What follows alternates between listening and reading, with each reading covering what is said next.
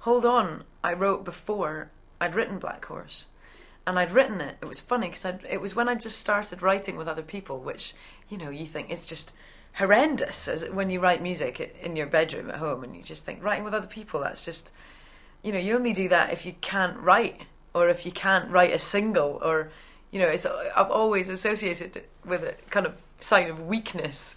And then I realised, yeah, Lennon and McCartney weren't that weak. And so I thought, okay, I've got to open up to this writing stuff.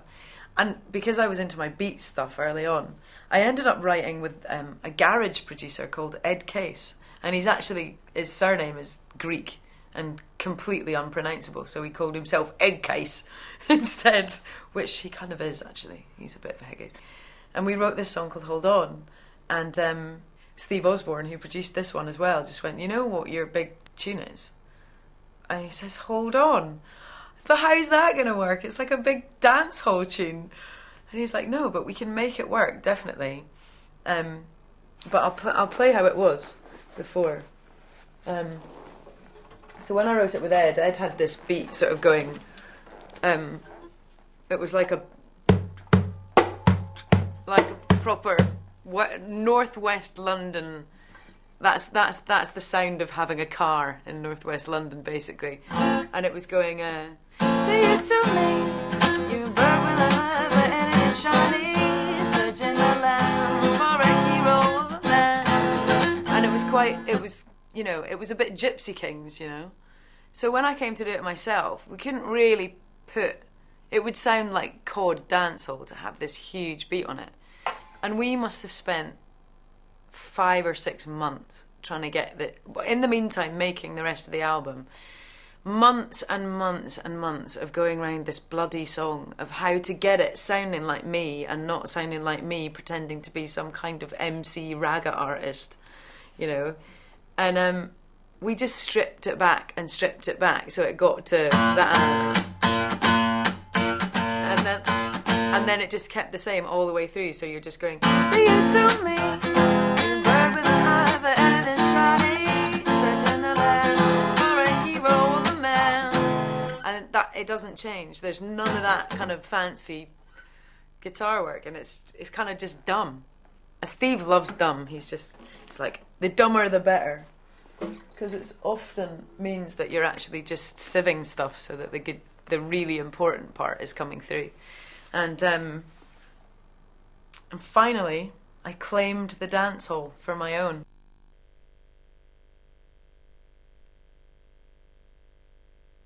Now, the video was a fantastic experience, and it felt like a very free experiment, because Peru, the guy who directed it, who's brilliant, actually didn't know if I was going to be able to dance or not. And after he realised that I could dance, he was like, I was just saying to him, how on earth did you think that this was going to work without making me look like a fool? If you didn't even think I could dance, it's a dance video. And he was like, well, you know, it would have been pretty funny. I was like, yes, for you.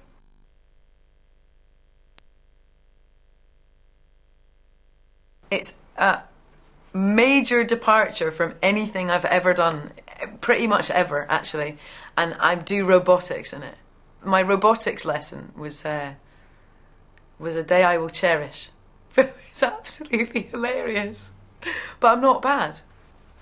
I've got the popping. And then on the day there was a load of really good breakdancers there. And they were going, Katie, you've got your popping, man. Some people, they're like, just like, stop thinking that makes you look like a robot. It's not like that, man. You've got to do the pop, like the little wobble. Apparently I've got the pop.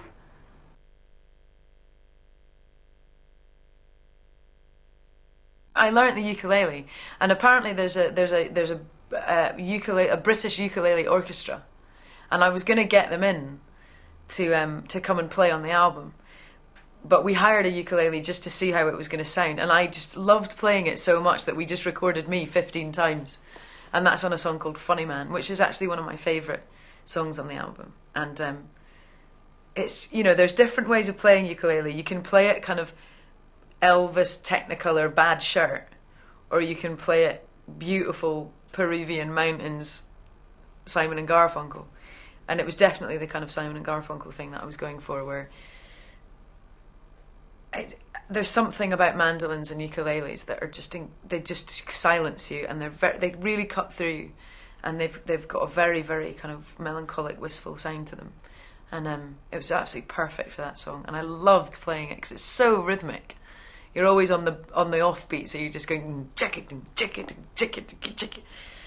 It's like white reggae, the ukulele. It's great.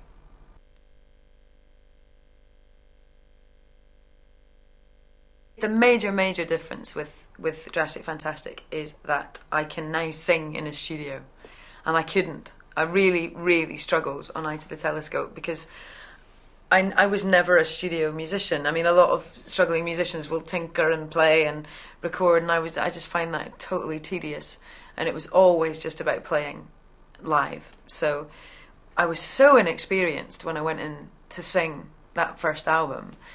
Steve had me drinking red wine and reading magazines while I was singing because I couldn't disengage from concentrating on singing when I was singing. And I never do that. When I play, I mean, playing for me on stage is the closest I ever get to meditating. And when I'm singing, I really don't think about anything else. I don't really think about anything. It's just a very primal thing, which is wonderful because it's like a break for me. I can just stop and play. And I get very unhappy if I don't gig for a long time.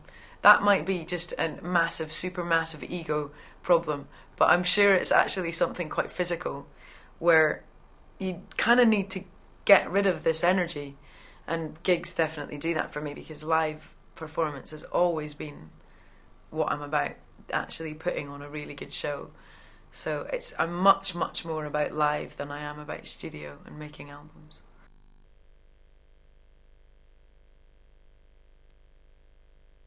I taught myself to sing and play guitar at the same time. So I've never ever sung without playing. So it's completely unnatural for me to sing without playing my guitar. But in the studio, all of a sudden, you've got no guitar, you've got headphones on, which I hate, you've got no audience, and you're in a weird little room. And you've got some bloke out there just going, what would be great is if you could just make this a defining performance of this song, which is going to stay for the rest of time on a disc. You go, okay. And it's really weird. And thankfully this time round, we nailed the fact that I can't sing without playing. So most of this album I'm playing and singing at the same time, which is a producer's nightmare, but his problem, not mine. So once we'd got that down, and once we'd also got down that really I should be playing at the same time as the drummer because it's so much about the rhythm. And I remember hearing that the Beatles would always record at least 2 instruments at once, so that there was a communication and an electricity between players. It wasn't just someone playing to a click or whatever. Improved it massively, and just after going through 3 years of touring and being really exhausted at times and having a lot on my mind on other days, and being able to just click straight into gig mode, get into the headspace, go on and do a good show. It was a very similar thing. You could just go into the studio and go, right, I'm going to do it now. And I've acquired something really important when it comes to studio albums, and I think you can hear that on this one.